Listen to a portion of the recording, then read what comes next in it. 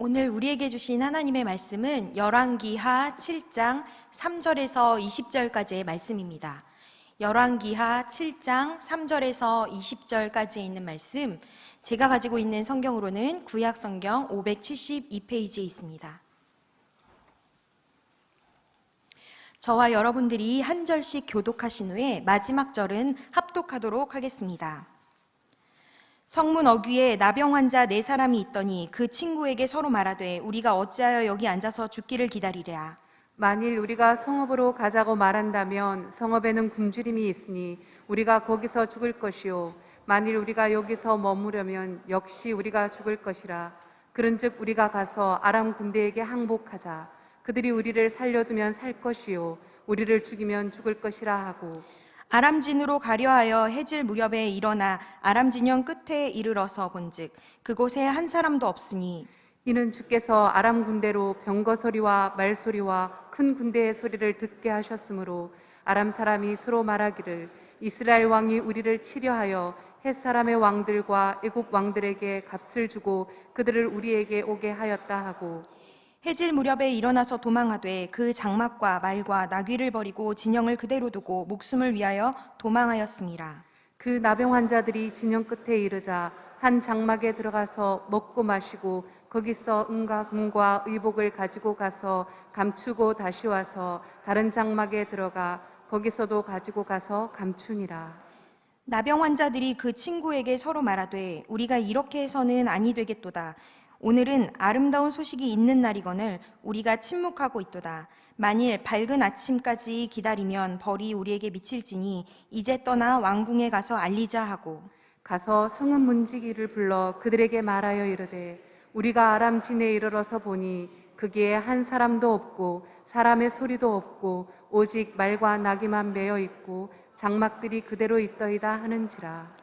그가 문지기들을 부르매 그들이 왕궁에 있는 자에게 말하니 왕이 밤에 일어나 그의 신복들에게 이르되 아람 사람이 우리에게 행한 것을 내가 너희에게 알게 하노니 그들이 우리가 줄인 것을 알고 있으므로 그 진영을 떠나서 들에 매복하고 스스로 이르기를 그들이 성읍에서 나오거든 우리가 사로잡고 성읍에 들어가겠다 한 것이니라 하니, 그의 신하 중 한 사람이 대답하여 이르되 청하건대 아직 성중에 남아있는 말 5마리를 취하고 사람을 보내 정탐하게 하소서. 그것들이 성중에 남아있는 이스라엘 온 무리 곧 멸망한 이스라엘 온 무리와 같으니이다 하고, 그들이 병거들과 그 말들을 취한지라. 왕이 아람 군대 뒤로 보내며 가서 정탐하라 하였더니 그들이 그들의 뒤를 따라 요단에 이른즉 아람 사람이 급히 도망하느라고 버린 의복과 병기가 길에 가득하였더라. 사자가 돌아와서 왕에게 알리니 백성들이 나가서 아람 사람의 진영을 노략한지라. 이에 고운 밀가루 한 스아에 한 세겔이 되고 보리 2스아가 한 세겔이 되니 여호와의 말씀과 같이 되었고, 왕이 그의 손에 의지하였던 그의 장관을 세워 성문을 지키게 하였더니 백성이 성문에서 그를 밟음에 하나님의 사람의 말대로 죽었으니 곧 왕이 내려왔을 때에 그가 말한 대로라. 하나님의 사람이 왕에게 말한 바와 같으니 이르기를 내일 이맘때에 사마리아 성문에서 보리 2스아를 한 세겔로 매매하고 고운 밀가루 한 스아를 한 세겔로 매매하리라 한즉, 그때 이 장관이 하나님의 사람에게 대답하여 이르되 여호와께서 하늘에 창을 내신들 어찌 이 일이 있으랴 하매 대답하기를 내가 내 눈으로 보리라 그러나 그것을 먹지는 못하리라 하였더니 그의 장관에게 그대로 이루어졌으니 곧 백성이 성문에서 그를 밟음에 죽었더라. 아멘. 잠시 광고 말씀 드리도록 하겠습니다. 네. 다음 주부터는 이제 10기 제자훈련이 시작됩니다. 21주간의 제자훈련, 코로나로 인하여서 작년에는 하지 못하였고 올해 제한된 상황 가운데서 이루어지는 이 제자훈련을 위해서 또 이 믿음으로 세워지는 이 제자들을 위해서 함께 좀 기도로 중보해 주시고, 이를 위해서 21주간 피곤한 이제 몸이시지만 그래도 이끌고 많은 제자들을 세워가는 이 훈련에 강사 되신 우리 담임 목사님을 위하여서도 강력한 중보의 기도를 요청드립니다. 3월 5일 금요일, 이번 주 금요일이거든요. 저녁 8시 30분에 가정예배 회복 세미나가 이 본당에서 있습니다. 신형선 목사님을 모시고 교육부서 자녀를 둔 부모님을 위한 이 세미나에 다음 세대를 위해서 기도하시는 모든 아비세대 여러분들께서는 함께 이 세미나에 함께 은혜 받으시고 함께 다음 세대를 품으시고 가정예배를 회복하시는 귀한 은혜의 시간 되시기를 간절히 소망합니다. 하나님의 말씀 전하겠습니다. 우리가 환난 중에도 즐거워하나니 이는 환난은 인내를, 인내는 연단을, 연단은 소망을 이루는 줄 알미로다. 아멘. 이 말씀은 로마서 5장에 있는 말씀인데요. 이 로마서 5장에서는 믿음으로 이 의롭다 하심을 받은 자들은 이러하다라고 설명을 합니다. 의롭다 여김을 받은 자들은 환난 중에서도 즐거워한다라고 이야기를 하죠. 세상 사람들이 보기에 다른 삶을 사는 것입니다. 똑같은 환난을 겪지만 세상 사람들과 달리 환난 가운데서도 즐거워할 수 있는 비밀은 바로 우리 안에 소망이 있기 때문입니다. 아멘. 네. 즉 소망이 있기 때문에 어려운 일이 있어도 우리는 즐거워할 수 있다라는 것입니다.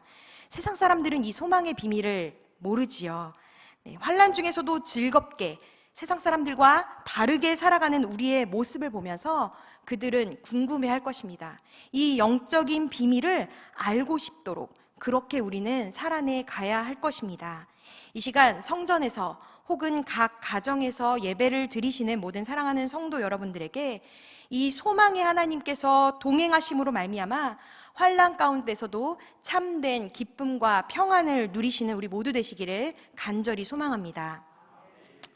코로나19로 인하여서 고통받는 이 시간들이 벌써 1년의 시간이 넘어가고 있습니다.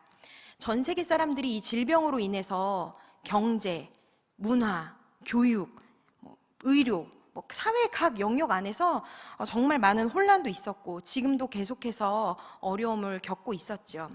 이런 범국민적인 이 고난 속에서도 가장 안타까운 것은 이 코로나 시대, 이 위기의 시대에 세상 가운데 빛을 드러내고 그리스도인들이 진면목을 드러내야 하는 이 기회인 이 시대 가운데 우리가 그 빛을 드러내지 못했다라는 사실이 가장 안타깝습니다.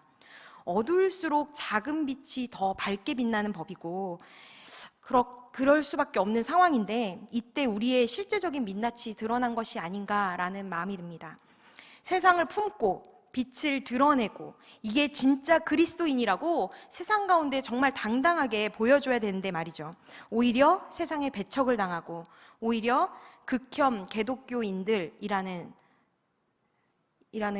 그런 오명을 받아가며 소망은커녕 그냥 아무것도 하지 말고 그냥 가만히만 있어라 라는 이야기를 듣는 상황에까지 이르게 되었습니다. 그동안 저는 이런 분위기들을 그냥 인터넷상으로서만 좀 만나봤는데요. 최근에 있었던 일이 굉장히 씁쓸하게 저에게 다가왔습니다. 최근에 제가 어느 날 외부 화장실을 좀 이용할 일이 있어서 들렀는데 밖에 2명의 친구가 대화를 하는 소리가 들렸습니다. 밖에 2 친구가 이야기를 하는데 한 친구가 남자친구와 결혼을 할지 말지에 대해서 고민을 하더라고요. 이 오빠는 꽤 괜찮아. 다 괜찮은데 문제가 있어.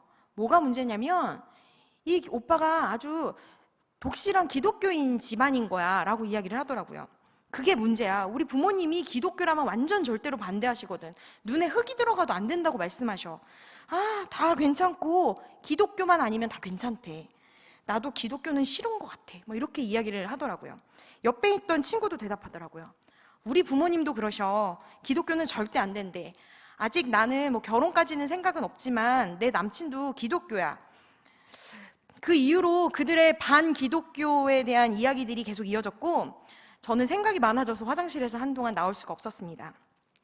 사랑하는 사람인데도 결혼까지 생각할 만한 사람임에도 불구하고 그것을 고민하게 하는 것이 바로 기독교인이라는 사실이 그를 고민하게 합니다.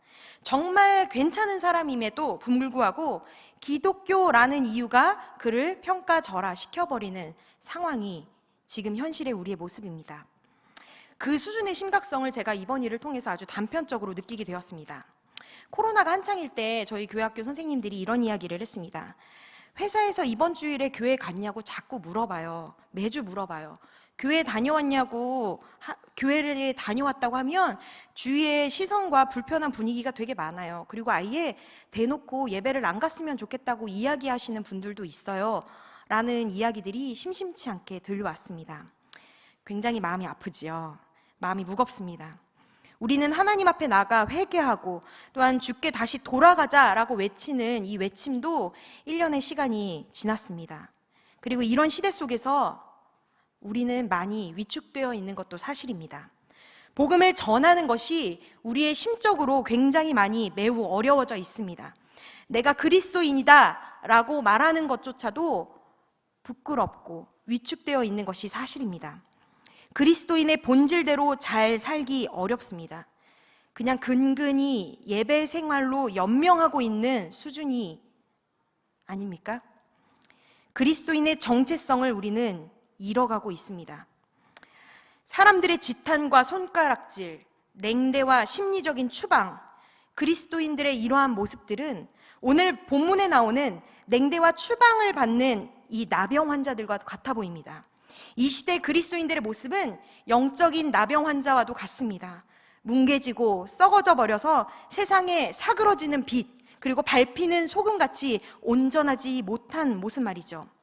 오늘 본문에 보면요, 북이스라엘의 수도 사마리아 성은 아람 왕 베나닷에 의해 포위되어 있는 상황입니다.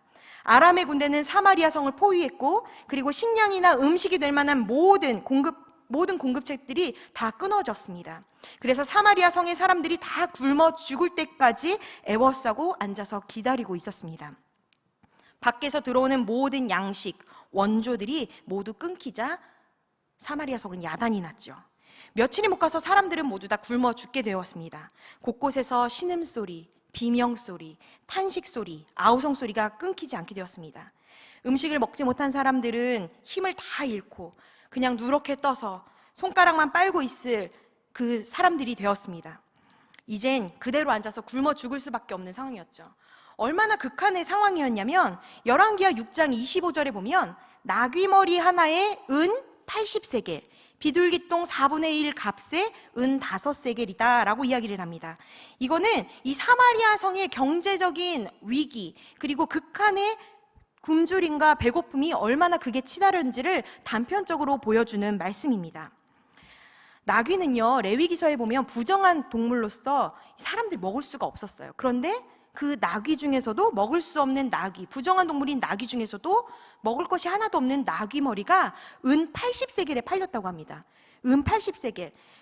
4일 동안, 한 사람이 4일 동안 벌어서 얻는 품삯이 1세겔입니다. 그러면 자그마치 80세겔이면 한 사람이 320일을 벌어야 80세겔입니다.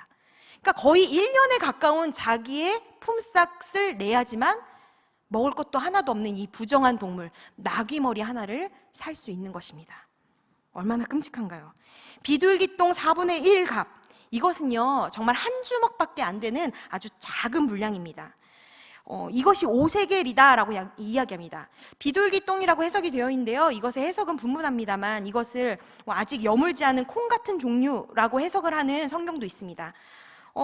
여하튼 그나마 부자들은 돈이 있으니까 뭐 이거라도 사서 근근히 연명을 하였다 치더라도 정말 이마저도 돈이 없는 사람들은 그저 아무것도 먹지 못하고 굶어 죽게 되는 상황이다라는 것을 우리는 이 말씀을 통해서 단편적으로 알 수가 있습니다.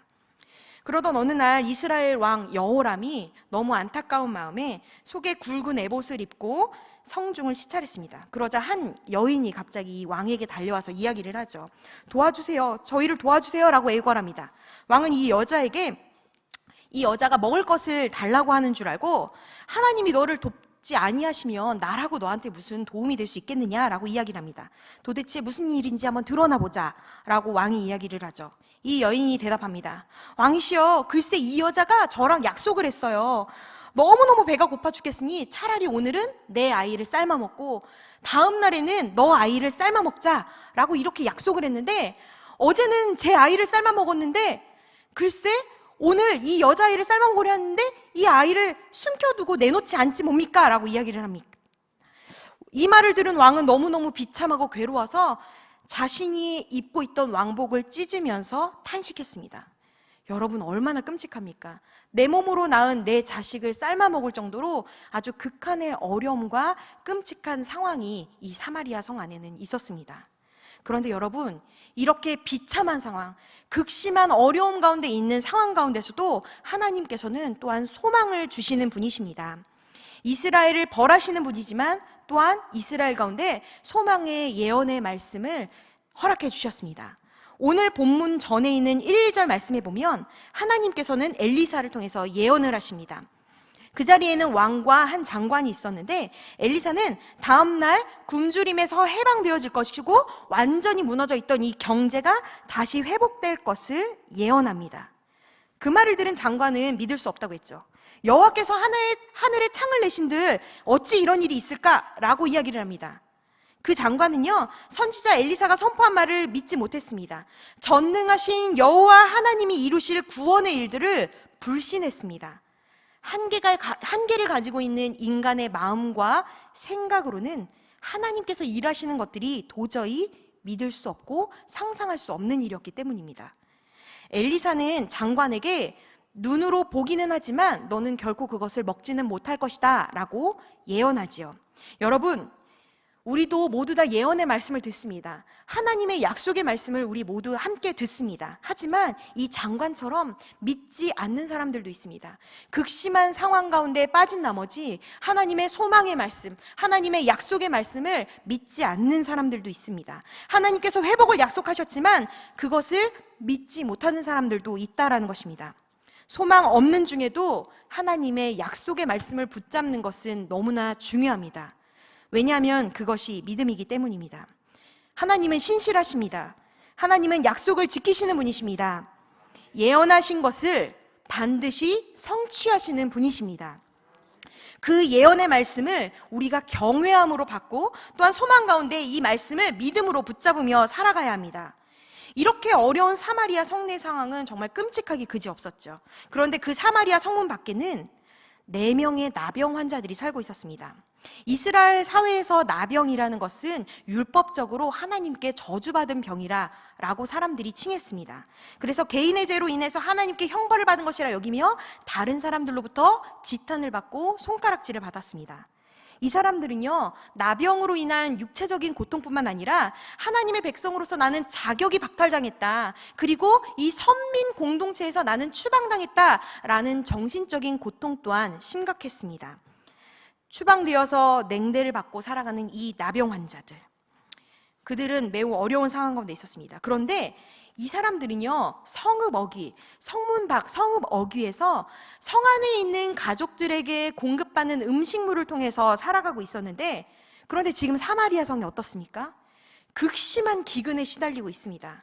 아람 군대에 의해서 포위가 되어서 아무것도 공급받지 못하는 상황 가운데 놓여 있습니다.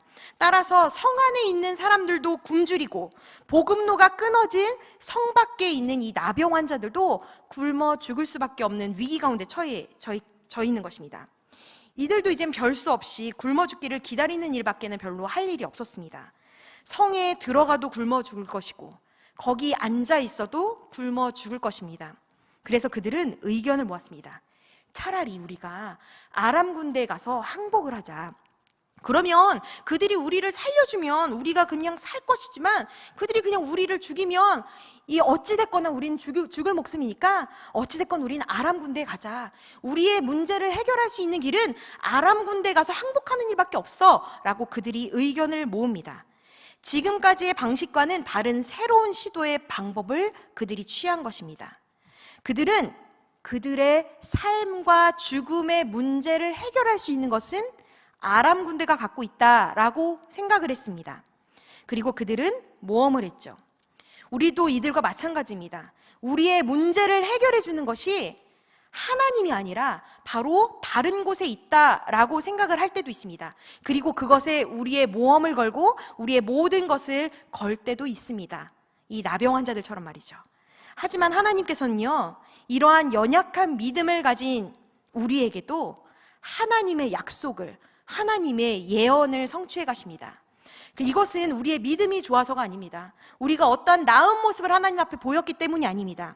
이것은 하나님께서 당신의 예언, 당신의 약속을 성취해 가시기 위해서 당신 스스로 일하시는 것입니다.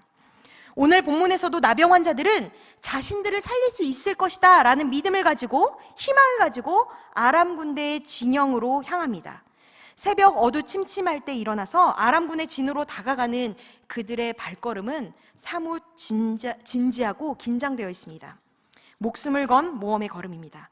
그런데 이게 웬일인가요? 그곳엔 아람 군인이 한 명도 없었습니다.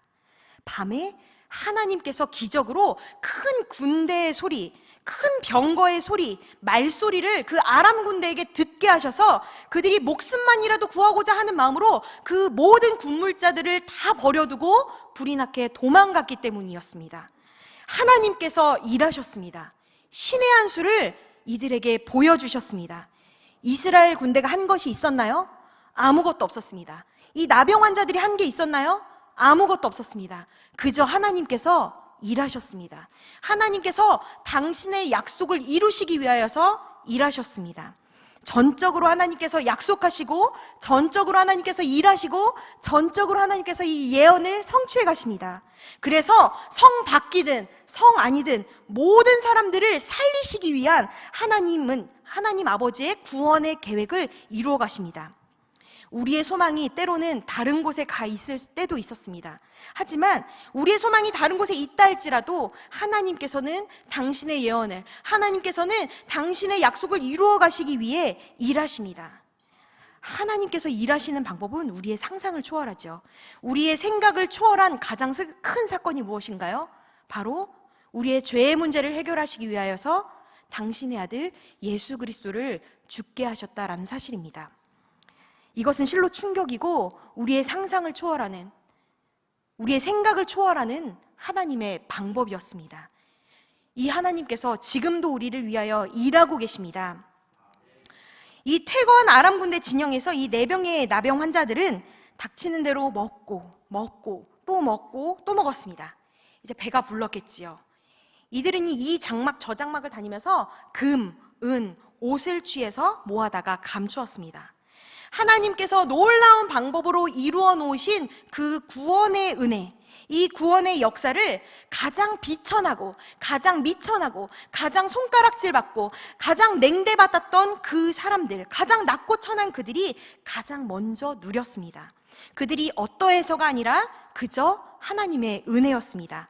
마음껏 누리는 기쁨이 그들 가운데 있었습니다.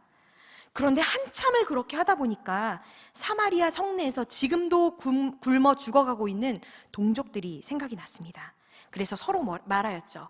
오늘 본문 말씀 9절에 있는 말씀을 함께 읽어보도록 하겠습니다. 나병 환자들이 그 친구에게 서로 말하되 우리가 이렇게 해서는 아니 되겠도다. 오늘은 아름다운 소식이 있는 날이거늘 우리가 침묵하고 있도다. 만일 밝은 아침까지 기다리면 벌이 우리에게 미칠지니 이제 떠나 왕궁에 가서 알리자 하고. 아멘. 그들은 중요한 결단을 합니다. 이 결단은 민족을 살리는 결단이었습니다. 하나님께서 앞서 일하신 히스 파트가 있었다면 이들의 결단은 아워 파트입니다. 우리가 해야 되는 영역인 것입니다.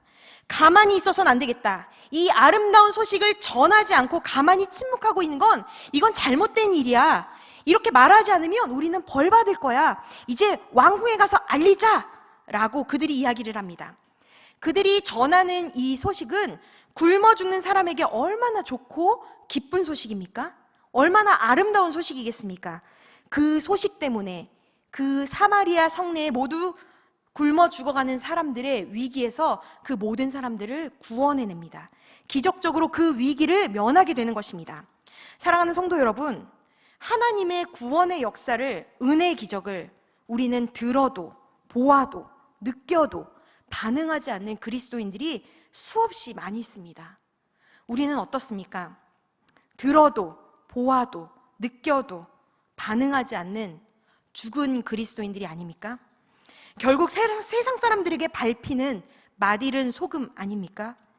야고보서 4장 17절에는 사람이 선을 행할 줄 알고도 행하지 아니하면 죄다라고 이야기를 합니다. 어떻게 하는 것이 옳은 것인지 알면서도 행하지 않으면 죄라고 아주 확실하게 단언하고 있습니다. 요나는 어땠습니까? 니느웨에 가서 말씀을 전하라는 하나님의 말씀, 그 복음을 전하라는 말씀을 듣고도 알고도 행하지 않았습니다. 결국 하나님께서는 어떻게 벌하셨죠? 예비하신 큰 물고기를 보내서 요나를 삼키게 합니다. 사도 바울 선생님은 고린도전서 9장 16절에 이렇게 말씀합니다. 만일 복음을 전하지 아니하면 내게 화가 있을 것이다 라고 고백합니다. 마태복음 25장에서도 달란트 비유가 나오지요. 거기서 주인에게 한 달란트를 받고도 아무것도 행하지 않은, 그리고 그것을 그냥 묻어버린 종에게 29절에 주인은 이렇게 이야기합니다. 무릇 있는 자는 받아 풍족하게 되고 없는 자는 그 있는 것까지 빼앗기게 된다 라고 이야기를 합니다. 그리고 그에게 맡긴 모든 것을 빼앗고 그를 내쫓습니다. 디모데후서 4장 2절에 있는 말씀, 바울은 이렇게 이야기를 합니다. 노란 글씨만 한번 같이 읽어볼까요?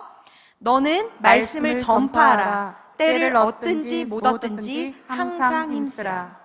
아멘. 옳은 것을 알고도, 내가 무엇을 해야 되는지 알고도 행하지 않는 것은 죄입니다. 하나님이 기뻐하지 않으십니다. 하나님의 구원의 역사, 은혜의 기적들을 우리는 듣고 있습니다. 느끼고 있습니다. 만지고 있습니다. 경험하고 있습니다. 그런데 반응하지 않습니다. 이것은 죽은 그리스도인, 맛 잃은 소금, 그리고 밟혀지는 소금이 되는 것입니다. 나병 환자들은 지금 자신이 처해져 있는 처지보다도 이 아름다운 소식, 성내에 있는 사람들에게 이 기쁜 소식이 될 그 복음을 전하는 것이 우선이었습니다. 기쁜 소식을 전하는 것은 이들에게 굉장히 설레는 일이고 기쁜 일이었을 것입니다. 예수님께서 물고기 2마리와 보리떡 5개로 5,000명을 먹이시는 사건을 우리는 기억합니다. 가장 기쁜 사람은 누구였을까요? 생각해 보건대 아마도 물고기와 보리떡을 나눠주는 제자들이 아니었을까요? 좋은 소식을 전하는 것, 사람들에게 이것이 분명히 좋은 유익을 끼칠 거야. 사람들이 이것을 받으면 분명히 좋아할 거야. 이것을 사람들이 받으면 분명히 유익이 있을 거야 라는 그 확신이 있는 것, 바로 복음을 전하는 것. 그것은 분명 전하는 자들에게도 설레고 기쁜 일입니다. 우리도 나병 환자들처럼 살리는 결단을 해야 합니다. 지금 우리의 상황은 세상에 의해서 손가락질 받고 비난받고 냉대받는 현실 속에 살아가고 있습니다. 하지만 그리스도인임을 숨기고 부끄러워하지 말고 오늘 본문 9절에 있는 말씀처럼 이제 떠나 왕궁에 가야 합니다. 이제 떠나 세상으로 나아가야 합니다. 이제 떠나 세상 가운데 복음이 필요한 자들, 이제 떠나 세상 가운데 아름다운 소식이 필요한 사람들에게 이 아름다운 소식을 전해야 합니다. 나병 환자들은요, 본인의 처지를 생각하지 않았습니다. 나를 어떻게 볼까? 중요하지 않았습니다. 아름다운 소식을 전하는 것이 중요했습니다. 나에 대한 그들의 시선이 중요한 것이 아니라 그들을 살리는 것이 중요했습니다. 그래서 그들은 주저하지 않았습니다. 가만히 있어서는 안 되겠다. 가만히 있어서는 안 되겠다. 코로나로 인하여서 주저하고 있나요? 우리도 세상을 향해 아름다운 소식을 들고 나가야 하는데 주저하지 않으시는 우리 사랑하는 모든 성도님들 되시기를 소망합니다. 나병 환자들이 이 살리는 결단은 그들의 걸음을 자신을 내쫓아버린 그 성읍을 향해 나아갑니다. 그것은 야성이지요. 나를 손가락질하고 나를 비난하고 나를 내쫓고 나에게 냉대를 퍼부었던 그 성읍을 향해 발걸음을 내딛었습니다. 죽어가는 성읍을 향해 살리는 걸음을 내디딘 것입니다. 그리고 그들은 성읍 문지기에게 이 아름다운 소식을 전했습니다. 성읍 문지기는요, 그 이후에 성내에 있는 문지기들에게 이 소식을 전달했습니다. 11절에 보면 이 성내에 있는 문지기들은 다시 왕궁에 있는 자에게 소식을 전했습니다. 왕궁에 있는 자들은 다시 이 소식을 왕에게 전했고, 이 모든 소식은 퍼져 성내에 있는 모든 백성에게 이 아름다운 소식이 전해지게 되었습니다. 복음은요, 꼬리에 꼬리를 물고 전해집니다. 생명은요, 꼬리에 꼬리를 물고 전파되어집니다. 나병 환자들은요, 성읍 문지기에까지만 전했습니다.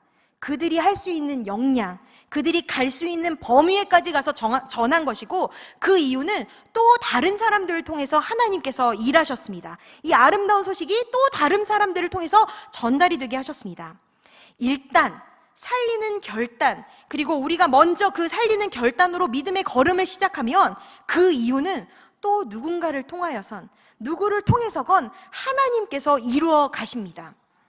하나님의 말씀은 결국 성취되지요.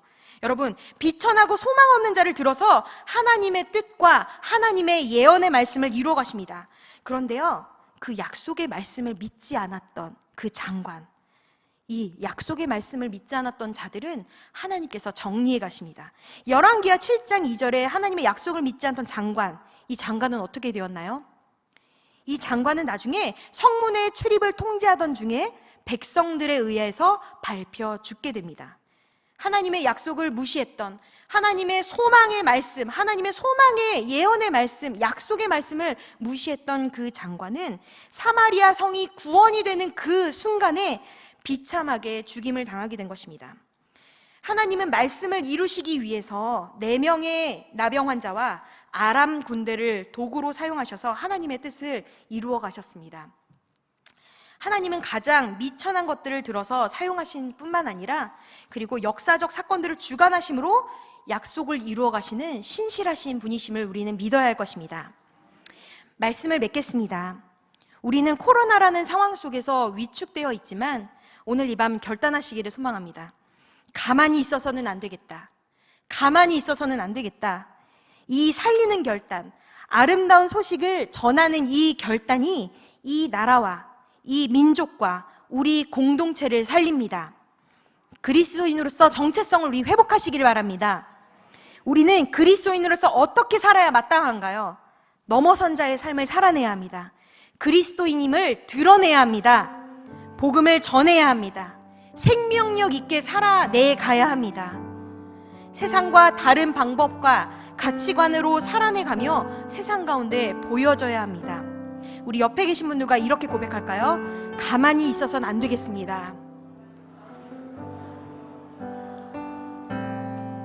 가만히 있어서는 안 되겠습니다. 우리 이 시간 함께 찬양하실 텐데요, 잘 모르실 수도 있는데요, 악보가 함께 나오는 화면이 앞에 띄어질 것입니다. 이 가사를 묵상하시면서 이 찬양으로 함께 믿음으로 나아갔으면 좋겠습니다.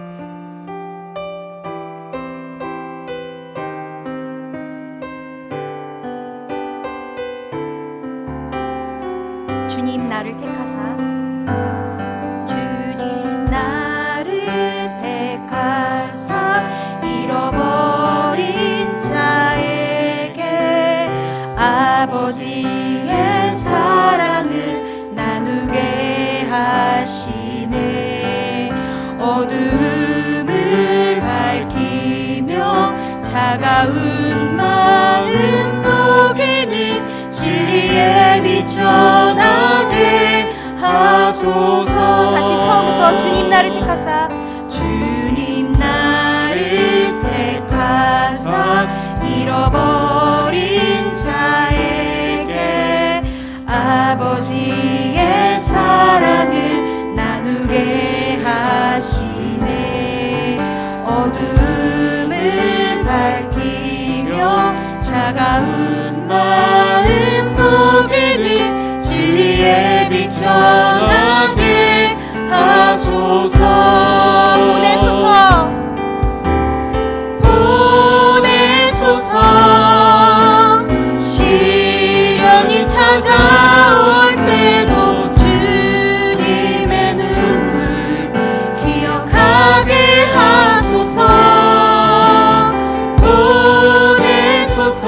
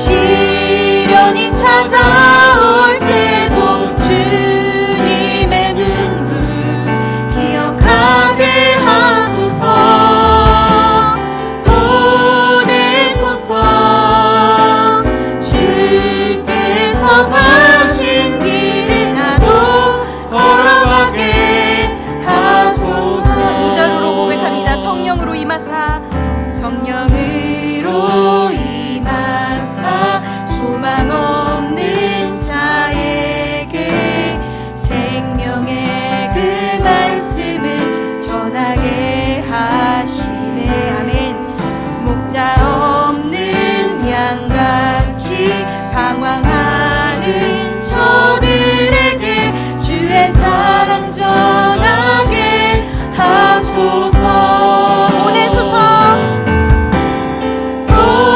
보내소서.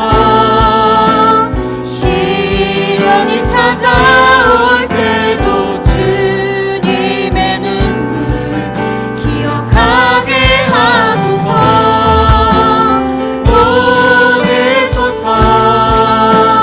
주께서 가신 길을 나도 걸어가게 하소서. 보내소서, 보내소서. 시련이 찾아올 때도 주님의 눈물 기억하게 하소서. 보내소서. 주께서 가신 길을 나도 걸어가게 하소서. 목소리 높여 다시 한번 보내소서. 보내소서. 시련이 찾아올 때도 주님의 눈물 기억하게 하소서. 보내소서. 주께서 가신 길을 나도 걸어가게 하소서. 이 시간 다 함께 기도하시겠습니다.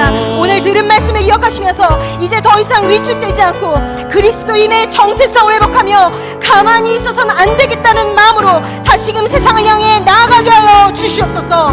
지난주에 세세세를 마쳤습니다. 이번 주 우리 아이들이 개학을 했습니다. 우리 이번 주에 개학을 하는 아이들, 다음 세대들을 위하여서, 세상 가운데 나가는 이 다음 세대를 위해서 다 같이 두 가지 기도 제목 올려주고 주님의 이름 한번 부르시고 기도드리시도록 하겠습니다. 주여. 사랑의 주님, 주님 우리 가운데 말씀 허락하여 주심에 감사를 드립니다.